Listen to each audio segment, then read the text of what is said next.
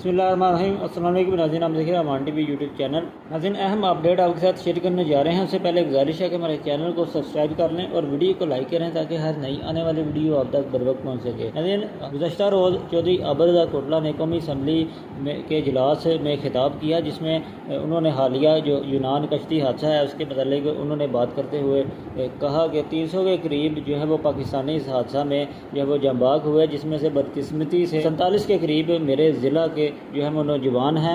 उनका कहना था कि जहाँ पर एजेंट्स को पकड़ने की बात की जा रही है, उन नौजवानों के जो वालिदैन हैं उन्हें भी पकड़ना चाहिए, जिन्होंने अपने बच्चों को खुदकुशी करने पर जो है वो मजबूर किया और उन्होंने अपनी ज़मीनें और जायदादें बेच कर एजेंट्स को 25 से 30 लाख रुपया देकर अपने बच्चों को मौत के मुंह में धकेल दिया। उनका कहना था कि इस तमाम तर जो वाक़यात हैं इन पर हमें कानून साजी करनी पड़ेगी और हमें इस बहरान को रोकना पड़ेगा, या फिर हमें जो अपने जो नौजवान जो बेरोज़गार हैं उन्हें रोज़गार देना पड़ेगा। ये थी नाज़रीन अब तक की अपडेट। अगली वीडियो तक के लिए दीजिए इजाज़त। अल्लाह हाफ़िज़।